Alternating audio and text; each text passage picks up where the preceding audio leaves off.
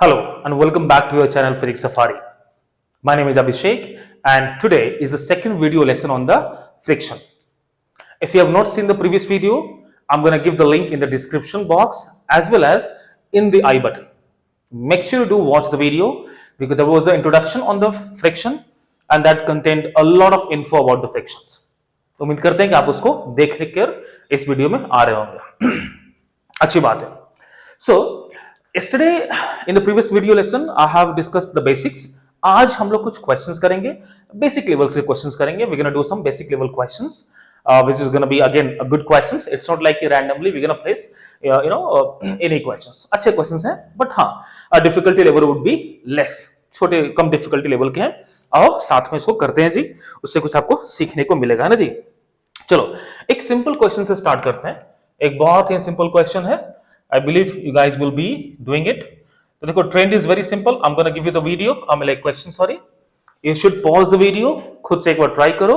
उसके बाद नहीं होता है then you should watch the video है ना जी.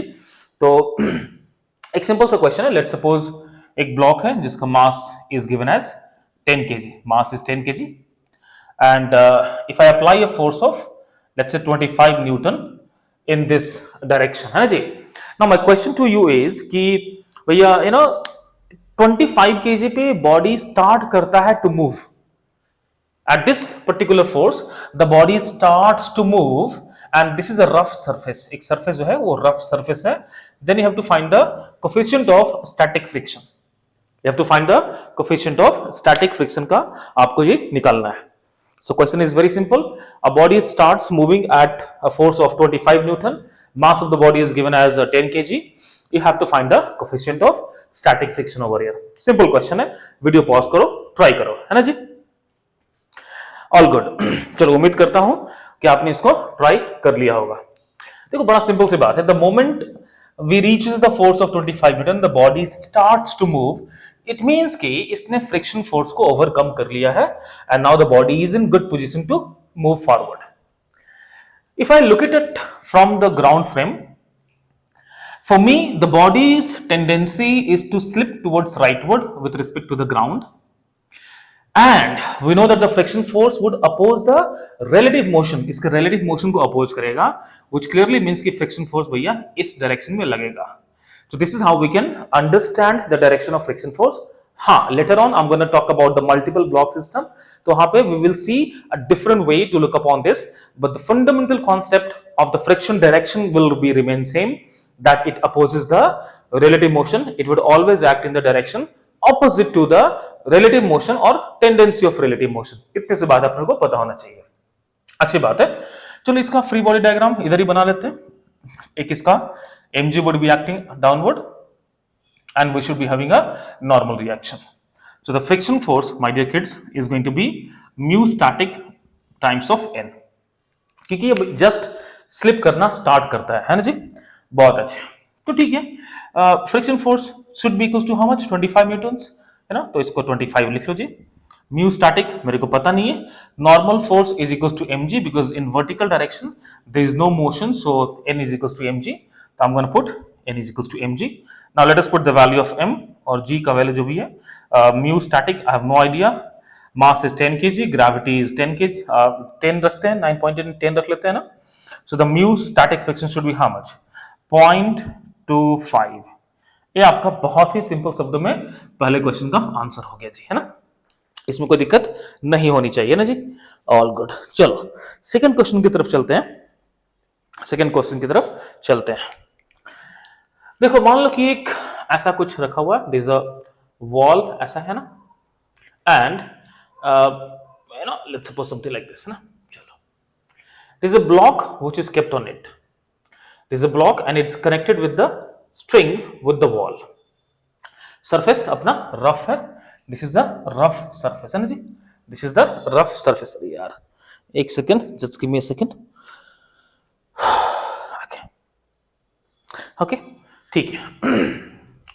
Now let's suppose coefficient of static friction is mu s. Coefficient of static friction is mu s. I applied a force in this direction F. I applied a force Fs in this particular direction. अब आपको निकालना भैया कि tension कितना होगा उसमें, tension कितना होगा if I start increasing the value of force. तो आपको टेंशन का एक ऐसा काम करो, draw the graph between tension and force। Tension in the string और फोर्स के बीच का जी आपको निकालना है, ग्राफ ड्रॉ करना है ना जी। चलिए pause the video and try this question, उसके बाद we gonna do it together, हम लोग साथ में इसको करेंगे। You just have to draw the graph of tension and the force. Tension would be developed in the string and the force is what is given over here. इसका mass ले लो, m ले लो, है ना। Let us see the mass of this block is m, है ना। चलिए जल्दी से पॉज करो वीडियो को और इसको ट्राई करो, है ना।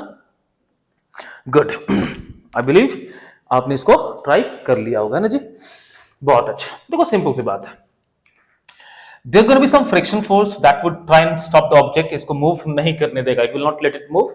तो till certain force, till certain value of the force, the body would be at rest, वो रेस्ट पे ही रहेगा। हाँ वो अलग बात है इस केस में, until this string breaks वो रेस्ट पे ही रहेगा, that's a whole different story। but in terms of friction, till F is less than static friction, the tension in the string will be zero। क्योंकि अपने को तो simple सी बात पता भैया कि अगर स्टैटिक फ्रिक्शन किस तरफ लगेगा, इस पर, इस तरफ, क्योंकि the body has a tendency to move left, तो फ्रिक्शन फोर्स वुड अपोजिट और राइट में लगेगा। एंड लेट अस से कि यहां पे tension is developed in the string, let's say tension in the string is T। तो till this force does not overcome this friction force, tension क्यों ही आएगा, स्ट्रिंग का तो कुछ काम है ही नहीं। अगर इस ब्लॉक का जो फ्रिक्शन फोर्स इस पे एक्ट कर रहा है, if that itself is sufficient to counter this external force, then there should not be any tension, है ना। So till the friction this external force is lesser than the static friction force, the tension in the string would be zero. इसमें कोई मुश्किल समझने में है नहीं, है ना, अच्छी बात है। अब देख लो कि let's suppose now force of external what I applied is more than the friction force। अब क्या होगा जी, है ना, अगर वो उससे ज्यादा या होता है तो इससे ऐसा होगा ना, तब क्या होगा, करेक्ट है ना जी, हम इसको ऐसे समझते हैं। अच्छा अगर बराबर हो गए तो स्टार्ट कर जाएगा मूव, क्यों, but still there is no force, तो टेंशन इसमें नहीं आएगा, इस बात को समझना। आप इसको इक्वल रख सकते हो, कोई दिक्कत नहीं है, because if it is equal to this the body will have a tendency to move leftward, but ठीक है कोई फोर्स नहीं लग रहा, देयर इज नो एक्सेलरेशन, तो उसमें टेंशन अपने को वो आएगा नहीं, है ना, अच्छी बात है। When it is more than this, अब देखो क्या होगा, let us draw the FBD of the block। इसका एक FBD बना लेते हैं, इस पे force is acting in this direction, ठीक है जी, friction force should be acting in this direction, ठीक है जी, and there should be tension in the string that should also act in this direction. और अपने इसका मास जो रखा हमने mg should be acting downward, और एक normal reaction that should be upward, and here normal reaction is equals to mg because there is no vertical motion taking place। Now if I go about that, if I write the equation, this force should be equals to what, T plus friction force, T plus friction force, मेरे को T का value चाहिए, so T should be given as what, external force minus the friction force, and friction force क्या लिख सकते हो। Okay, now one more thing I want to add over here, even if this force exceeds the your frictional force, the body will still be at rest because यहाँ पे कोई motion हो नहीं रहा है, एंड अगर मोशन नहीं हो रहा है तो फ्रिक्शन का स्टैटिक फ्रिक्शन रहेगा। इस बात को फिर से बोल रहा हूं, doesn't matter how much the force is acting on the body, if the body is not moving, the frictional force there would be static friction। हाँ अगर बॉडी खुद से भी नहीं मूव कर रहा हो या फिर some external support के कारण भी नहीं मूव कर रहा हो, तो भी फ्रिक्शन फोर्स स्टैटिक फ्रिक्शन ही लगेगा। It means I'm gonna write what, mu s और normal reaction is equals to mg, तो we can write it like this way ना। तो एक बड़ा सा सिंपल सा रिलेशन आ गया थी, T is equals to mu s mg, है ना। तो T and F are proportional, T and F is proportional, ऐसे लिख सकते हैं, T is proportional to F, Y is equals to mx minus c का फॉर्म आ गया है। It means angle between these two should be how much, 45 degree, है ना, सिंपल सी बात है ना। तो इसको फोर्स क्या हो जाएगा, tension should be equals to F minus mu static coefficient of friction times mg when the force is more than the frictional force। और इसे हम ग्राफ के बारे में चर्चा करें तो कोई मुश्किल काम नहीं है। अगर मान लो इसको ऐसे हम फोर्स को टेंशन को इस तरफ रख लेते हैं, और अगर ये फोर्स है तो देखो initially till the value is smaller than the friction, that is इसका वैल्यू कितना है म्यू एस एम जी, है ना, till the force is equal to mu s m g, तो अगर फोर्स को यहां से यहां बढ़ाते हैं till mu s mg the tension in the string would be 0, और उसके बाद it is going to be straight line having some angle of 45 degree. I believe ये आपको समझ में अच्छे से आ गया होगा. वीडियो पॉज करो, try to understand this and note it down. ठीक है जी, आपने इसको नोट कर लिया होगा. अब हम थोड़ा आगे बढ़ते हैं and let's move on towards the next question. ये सभी अच्छे क्वेश्चंस हैं. It will help you to understand and धीरे धीरे आप सीख जाओगे कि कैसे क्वेश्चंस को हैंडल करना है, how to solve the questions, how to solve the question. अच्छा, इसी चीज को एक स्टेप आगे ले चलते हैं. Let us take this to a little improvised version. I am sure आप उसको इजीली कर लोगे, कोई मुश्किल बात होने वाली है नहीं. Let's suppose if I keep a block over here and इसको मैंने string से इसको attach कर दिया and the surface is friction, rough surface है and there is a force that is being applied on this block. हम इसको बाहर की तरफ apply करते हैं. इसमें I'm gonna give you static coefficient of friction is 0.30 and the kinetic coefficient of friction is 0.25 और इस block का जो mass है बच्चों that is 10 kg. That is 10 kg. Now my question to you is, my question to all of you is, find the tension in string, find the tension in string if, case number 1, this force F is 20 Newton and the case number 2 बच्चों is F is equals to 60 newton. अगर ऐसा है तो बताओ tension कितना होगा. If it is the condition then बताओ कि टेंशन कितना होगा जी. चलो pause the video and try and do it. उसके बाद हम दोनों इसको साथ में करेंगे, है ना जी. We can do it together. चलिए वीडियो पॉज कीजिए एंड स्टार्ट डूइंग इट. तब तक मैं इस भाई साहब को क्लियर कर लेता हूं ना. I am gonna clean this part. एक बात तो अपने को समझ में आ गया है and let me check how many of you do it right. अगर those who has heard me properly in this question, in the previous question, वो इसको अच्छे से कर पाएगा, करेक्टली कर पाएगा. और जिसने ने मेरी बातों को नहीं सुना है in the previous question, I am sure they would make a certain amount of mistake over there. कुछ तो मिस्टेक वो कर देंगे. अगर नहीं करते हो then it is good thing, it's very very good thing. I should be happy about that. मैं उसके लिए खुशी हूं. चलिए कहा गया मार्कर, हाँ इतने. सो it happens multiple time, you know, when you keep something in your pocket or you keep searching it for everywhere. Anyways, अब देखते हैं यहाँ पे क्या केस है. एक सिंपल सी बात है. when you apply the force and since the surface is rough there is going to be a friction force, वो इसको अपोज करेगा. In previous lecture I've told you that static friction we do not have any formula to find, but we have a range of the static friction. And we also have the formula for the maximum static friction which is given as mu s times of the normal reaction. हाँ जी, ये मैंने बता रखा है आपको. तो इस case में तो पहले मैं क्या करूंगा, what I'm going to do is I'm going to find the maximum static friction, कि कितना static friction maximum इस ब्लॉक पे लग सकता है with ground. And then I'm going to check whether these two forces are more than or less than the static friction. अपना कहानी हो जाएगा, है ना जी. सिंपल है. Sorry about that. तो बच्चों पहला काम इसका सॉल्यूशन कि what is the maximum static friction. Static friction का जो मैक्सिमम वैल्यू है बच्चों कितना होगा, that is gonna B mu S times of normal reaction. Mu S is how much, 0.3. अब देखो नॉर्मल रिएक्शन इस केस में क्या है, mg होगा ना. चलो इसको मैं इधर ही ड्रॉ कर देता हूं, वाई टू वेस्ट टाइम. ये बच्चों हो गया आपका mg and this is your normal reaction. And since there is no vertical motion taking place, the normal reaction should be equals to the mg. No doubt about that. That clearly gives me an idea that this is going to be normal reaction will be how much, mg. m is how much, 10 kg. So 10 into g का value 10 रख लो. That gonna give you how much, 30 Newton. It means the maximum static friction that this block will experience with the ground is 30 Newton. Case one में आते हैं, let us come to case one. Case one में आते हैं, when the force applied is 20 newton. I believe आपको दिख रहा होगा ना, फोर्स अप्लाइड इज 20 न्यूटन। अगर हमने सिर्फ 20 न्यूटन को फोर्स अप्लाई करा है, which is definitely lesser than the maximum static friction, the body will not move. The body is not going to move because this force, if it is just 20 Newton, and I know that maximum static friction is 30 Newton, it means friction 20 Newton का force लगाकर इसको रोक ही लेगा। It means the static friction जो होगा वो 20 Newton लगेगा, because the friction is a self-adjusting in nature। हमने कल इस पे ऑलरेडी चर्चा कर रखा है ना। So this will counter this force and the body will not move, और since body is not moving, the tension in the string has to be zero। तो बच्चों पहले केस में टेंशन कितना हो गया, 0 Newton.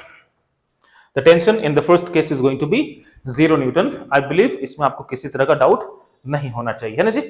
I believe there should not be any doubt in this। बहुत अच्छा, चलिए अब थोड़ा सेकंड केस का बात करते हैं। Let us talk about the second case।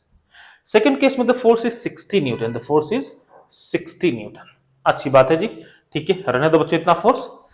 ना एक सिंपल सा कॉन्सेप्ट है, if the body is not moving, जो कि मैंने पिछले क्वेश्चंस में बताया था, if the body is not moving the static friction would be same, only static friction would act, the kinetic friction is not going to act। So here we have 60 Newton and the friction force maximum that can act is 30 Newton। इससे ज्यादा तो force लगा ही नहीं सकता, that is its maximum ability। It means, but still the block is not moving, it means there should be some tension in the string। तो tension भी इस तरफ ही लगेगा बच्चों।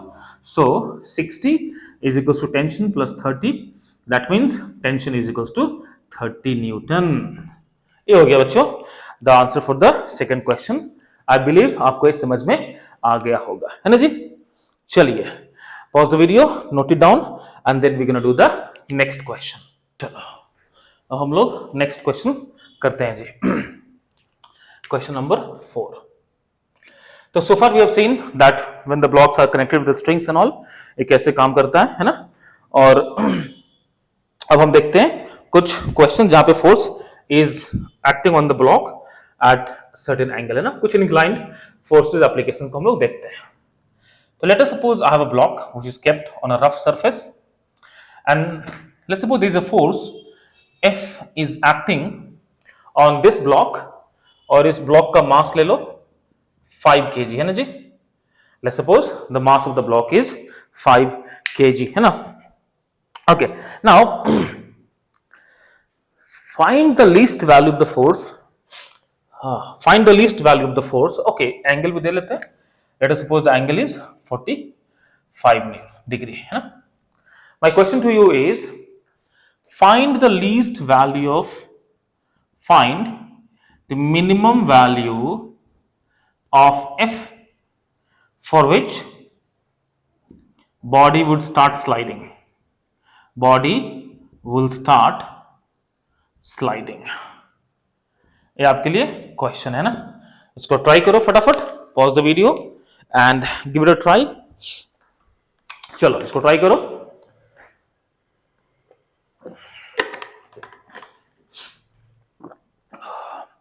All right, pause the video।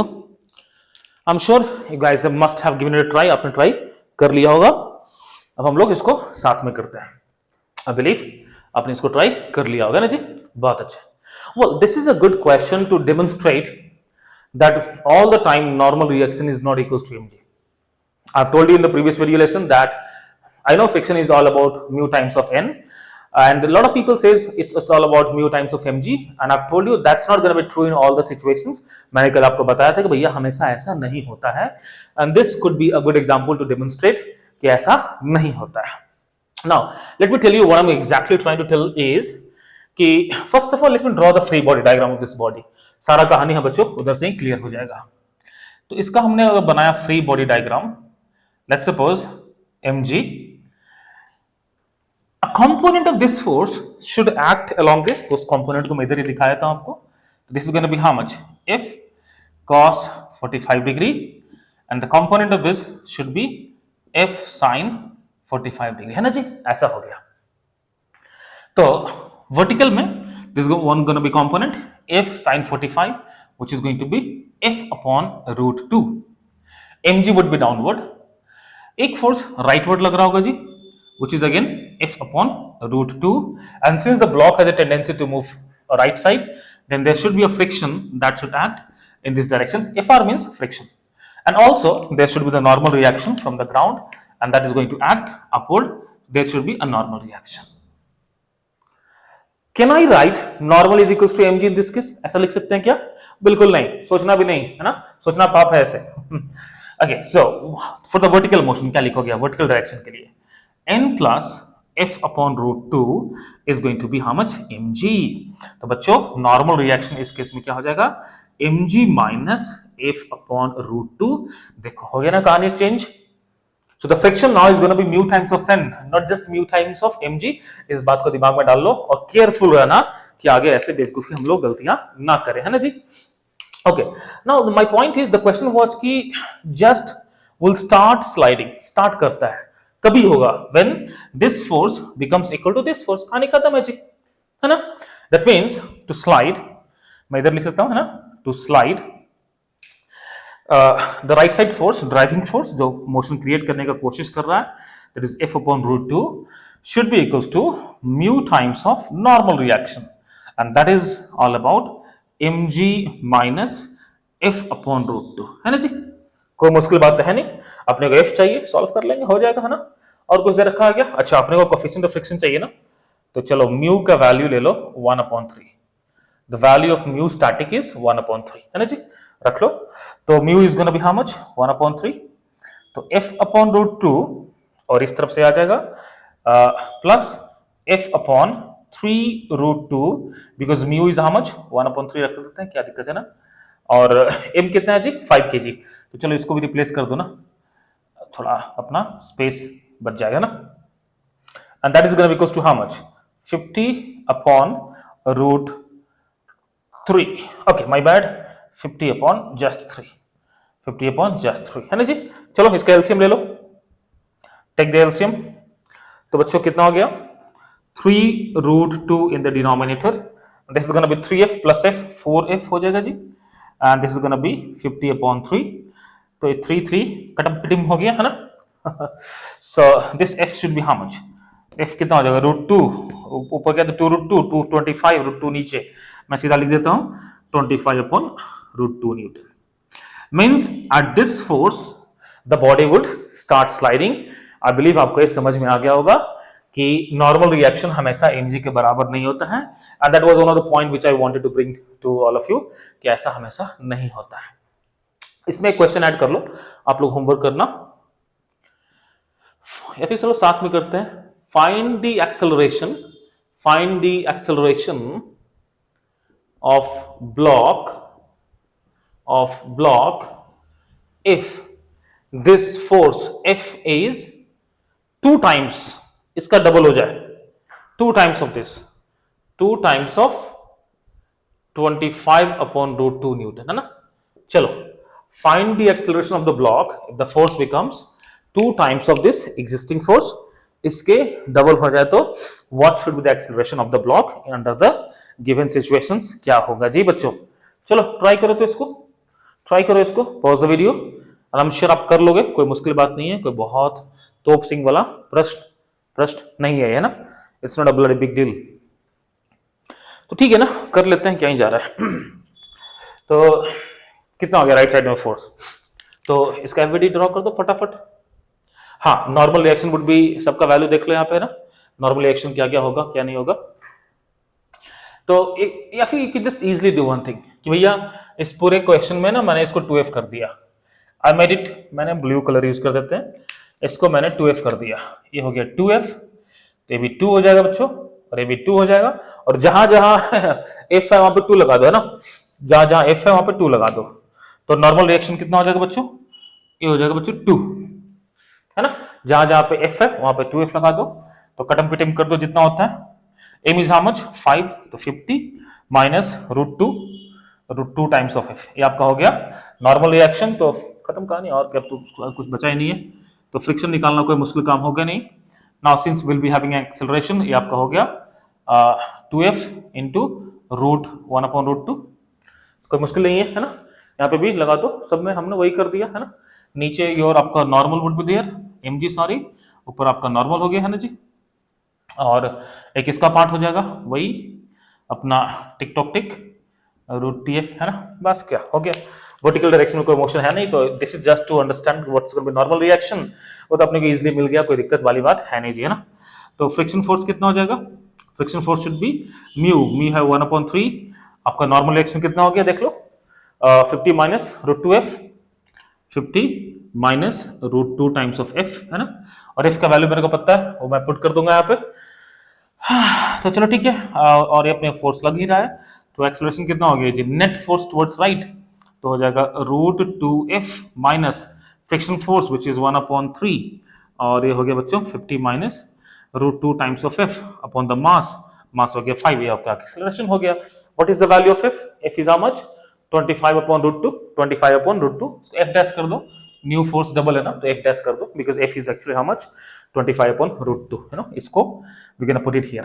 तो चलो ठीक है, 25/√2, तो √2 कैंसिल बच्चों, this is gonna be 25 minus ये हो गया आपका कितना 1/3, 50 माइनस वही सेम कहानी 50 माइनस 25 तो हो गया 25, और नीचे आपका हो गया इतना, तो 50/5 हो गया जी, 75 माइनस 25 हो गया आपका 50, 10/3, कुछ 10/3 मीटर पर सेकेंड स्क्वायर आपका एक्सेलरेशन आएगा। देखना मैंने कुछ गलती नहीं किया ना कैलकुलेशंस में, है ना। I believe I must have done the calculation properly, आप इसको नोट कर लो। अच्छा क्वेश्चन है, सिंपल है, अच्छा है, and it's a good thing to understand कि नॉर्मल रिएक्शन हमेशा mg के बराबर नहीं होता है ना जी। बहुत अच्छे बहुत अच्छे। चलो एक क्वेश्चन और करते हैं फटाफट। तो हमने 4 क्वेश्चंस कर लिए हैं, so I had kept the target of doing at least 5 question. तो चलो एक और क्वेश्चन फटाफट करते हैं। आई एम श्योर आपको मजा आ रहा होगा और आपको आज कुछ सीखने को जरूर मिल रहा होगा।